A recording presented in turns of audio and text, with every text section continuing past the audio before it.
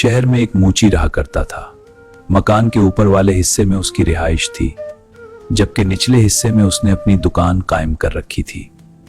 इसी दुकान के एक कोने में उसने नए जूते बनाने के औजार रखे हुए थे। ये औजार एक छोटी सी मेज पर बड़े सलीके से रखे होते थे। मूची दिन रात खूब मेहनत करता है, लेकिन उसके बावजूद उसे इतनी आमदनी ना होती कि वो खुशहाल जिंदगी गुजार सके। यहां तक कि एक वक्त ऐसा भी आया जब मूची की तमाम जमा पूंजी भी खत्म होने को थी।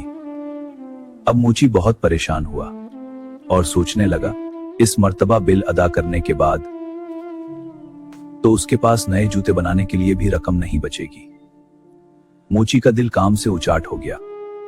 वो जो जूते बना रहा था उसका चमड़ा वहीं पड़ा छोड़कर उठा था और अपने रिहाइश वाले हिस्से की तरफ चला गया।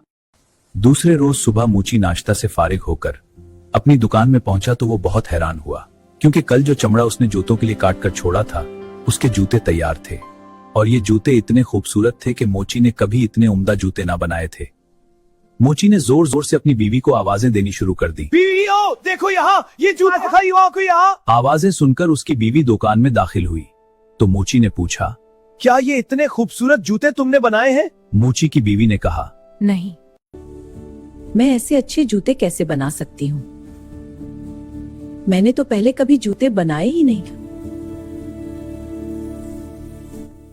मूची ने जूते उठाकर दुकान के दरवाजे के साथ बने हुए शोकेस में इस तरह रख दिए कि दुकान के बाहर से हर शख्स की नजर उन पर पड़ती थी। कुछ ही देर गुजरी थी कि एक आदमी ने आकर जूते खरीदने की ख्वाहिश जाहिर की। उसने मूची को जूतों की इतनी अच्छी कीमत दी कि मूची कभी सोच भी ना सकता था। अब मूची ने उस रकम से घर के लिए राशन खरीदा और मजीद जूतों के लिए चमड़ा भी खरीद लिया। खरीदारी से फारिग होकर मूची वापस आया तो शाम होने को थी। मूची की बीवी खाना बनाने की तैयारी करने लगी, जबकि मूची चमड़ा लेकर दुकान वाले हिस्से में आ गया था। मूची ने 2 जोड़े जूतों के लिए चमड़ा काटा। वो अभी उन्हें सीने के बारे में सोच रहा था कि उसकी बीवी ने आवाज देकर कहा, खाना तैयार है, आकर खाना खा लो, बाकी काम सुबह कर लेना। सुनकर मूची ने काटा हुआ चमड़ा अपने काम करने वाली मेज पर छोड़ा और रिहायशी हिस्से की तरफ आ गया। दूसरे रोज सुबह जब मूची दुकान में आया तो वो एक मर्तबा फिर हैरान हुए बगैर ना रह सका, क्योंकि रात को मूची ने जो चमड़ा काट कर रखा था उसके आज फिर बहुत उम्दा जूते तैयार थे। मूची ने एक मर्तबा फिर अपनी बीवी को बुलाकर जूतों के बारे में पूछा, क्या तुमने ये जूते बनाए?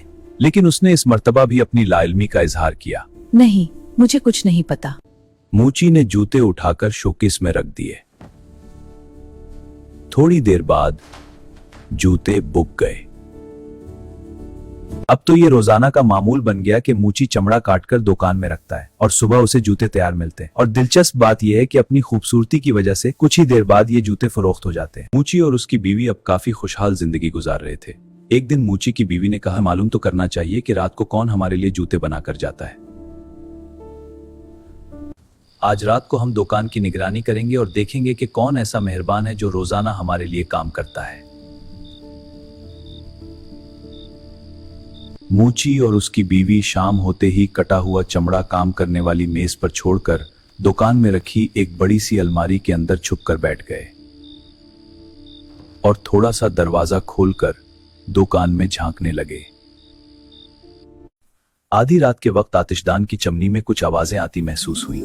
थोड़ी देर बाद उन्होंने देखा कि 2 खूबसूरत नन्ही मनी परियां हवा में तैरती हुई चमनी के जरिए दुकान में दाखिल हुई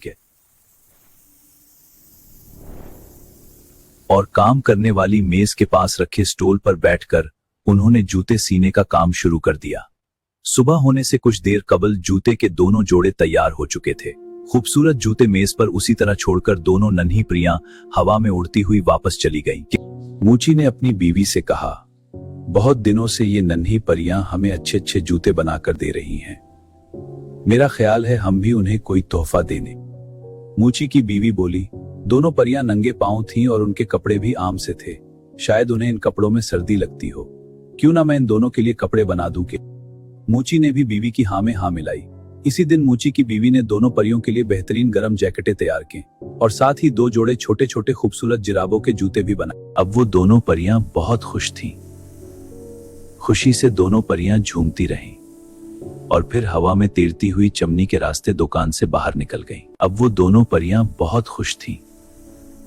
खुशी से दोनों परियां झूमती रहीं और फिर हवा में तैरती हुई चमनी के रास्ते दुकान से बाहर निकल गईं। उसके बाद वो कभी दुकान में काम करने ना आए। मोची ने जूते बनाने का काम जारी रखा, जो कि उम्दा और खूबसूरत होते थे, और वो पूरे इलाके में बहुत अमीर और मशहूर हो गया था। लेकिन कोई भी अपने जूतों का नन्ही परियों के बनाए हुए नर्म और नाजुक जूतों से मुवाजना ना कर सका।